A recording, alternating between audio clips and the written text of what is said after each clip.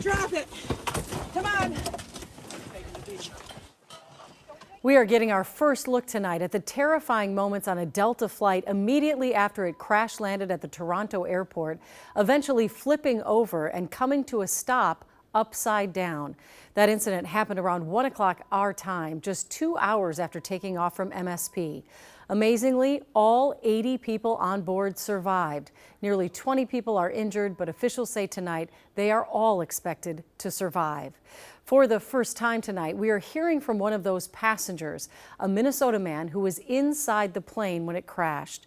Jennifer Hoff begins our team coverage. Jennifer?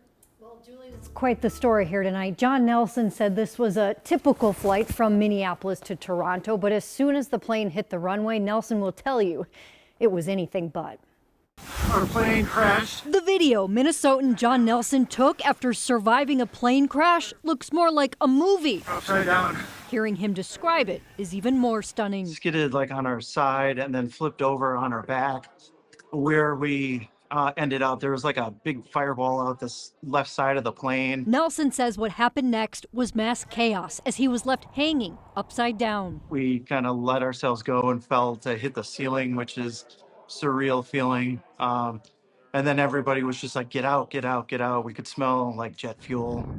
All that, and experts still say the crash could have been worse. First thought I had when I saw the images was the fact that the fuselage tube was intact. That's what kept its rigidity. That's what kept it intact and really protected the occupants of the aircraft. Former NTSB investigator Greg Feith points to two major issues investigators will examine, including if the flight control system malfunctioned and bad weather. If you have a very high side load from gusty wind conditions, it may exceed the aerodynamic capability of the aircraft and the flight controls, and the aircraft will slide off, especially if that runway was slick. The plane was landing at speeds of up to 120 miles per hour, but pilots should have various options, including a rudder to prevent it from rolling.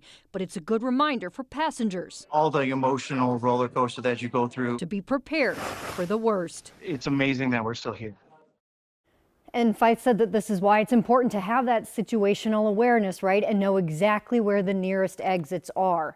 This is also the fourth crash now in just a matter of weeks, and Feith says investigators are looking for any common denominators between them. The only similarity, as of now, may be weather between that accident you might remember from about a week ago in Alaska where 10 people died, and then, Julie, that one today in Toronto. Wow, it's so stunning to hear from him. All of us, of course, put ourselves in that situation, how scary it must have been. Really. So glad they're all going to be okay, it sounds like. Thank you, Jennifer. Well, right now the ground stop at Toronto is lifted, but the plane is still on the tarmac as investigators begin the process of figuring out what went wrong. The plane was a Bombardier CRJ-900 regional jet made in Canada, and it's used for short-haul flights worldwide. At the time of the crash, it was 18 degrees with 20 to 30 mile-per-hour winds and strong crosswinds. The question for investigators is how and why did that plane lose at least one wing, possibly both, on landing, then flip over? Well, in the last half hour, Delta released a statement saying its incident response team is on the way to Toronto tonight to support the investigation. We continue our team coverage now with Andy Payton on the ground in Toronto with the latest. I'm here at Toronto Pearson International Airport, where, as you can see off in the distance there, it is still a very active scene on the runway now almost 9 hours later. Officials have held two press conferences here this evening for us, but didn't allow us to ask any questions and really didn't provide any info for us beyond just the basic nuts and bolts. But what we know so far is as follows. First and most importantly, there are no fatalities. 18 passengers, though, are in the hospital with injuries. Their condition at this hour remains unknown. We also know this was a Delta Airlines regional flight that was originally from Minneapolis, and according to Delta, the plane experienced some sort of incident upon landing in Toronto around 2:30 p.m., causing it to flip upside down. Now, just a short time ago, the airport's CEO crediting the response by first responders here for saving lives today. Listen to this.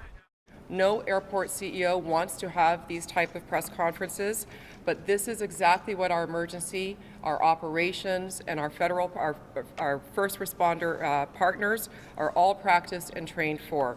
And again, this outcome is in due part to their heroic work, and I thank them profusely.